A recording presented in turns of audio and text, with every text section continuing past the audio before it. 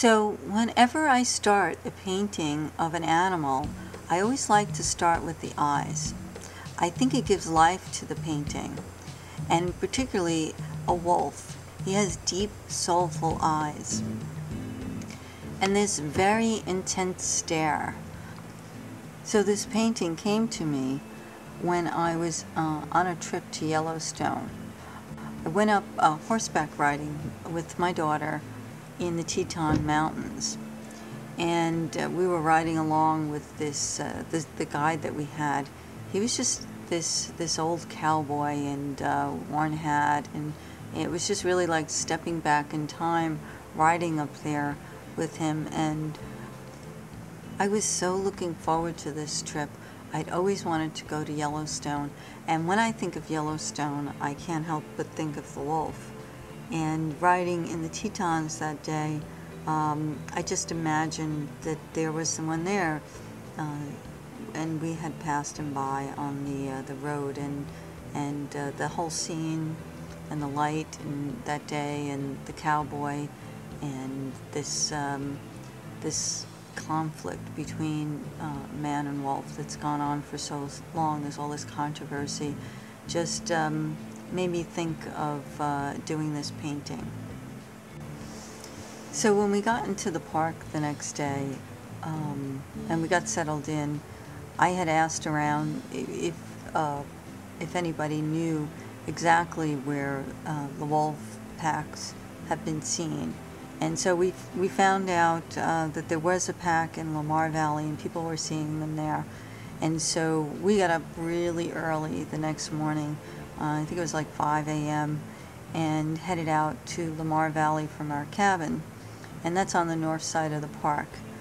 When we got to Lamar Valley, there was a group of people already there, and this one particular woman who she looked like she worked for the park, and she had a spotting scope, and she was taking notes, and so I went to her first and asked her, you know, what were they looking at? And she said it was a wolf pack, and that they'd been following, and that there were two pups there, a gray one and a black one. And I imagined that I would put a black wolf in my painting, and it was just really exciting to see them in the wild there and watch them for a while. And we spent a bit of time there, and then we came back the next day and later on even that day to just observe them. Apparently the pack had went off and left these two pups that were resistant to leaving that particular area.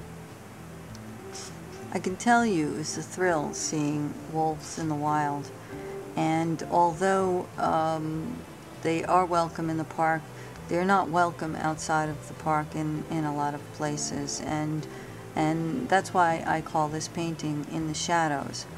So when I do a painting like this, I used to spend a lot of time doing a very detailed drawing, and I don't do that so much anymore. I like to experiment a little bit more and move things around. I found if I spent a lot of time doing a detailed drawing for a painting and I wasn't happy with it, it was just very disappointing. So now I don't spend so much time doing a drawing. I just go ahead and just kind of make what I call some rough notes on the canvas, and then just go ahead and start painting it in, the elements. And even though this wolf will be a black wolf, there are some brown undertones. That's the basis, because you have to start somewhere. And it kind of goes through a little, what I call an ugly stage of the painting, and I hope you understand that that's kind of what's happening here a little bit. But I did want you to see the process, and I hope you enjoyed seeing this part of the painting that maybe you wouldn't normally see an artist do.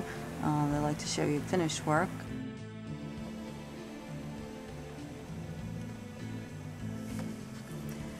Well, this painting's going to take me a while to finish, so I'd like you to meet my guest on the show today, who share my love of the wolf. Scott Ian Barry, a pioneer in wolf education and the author of Wolf Empire, is here.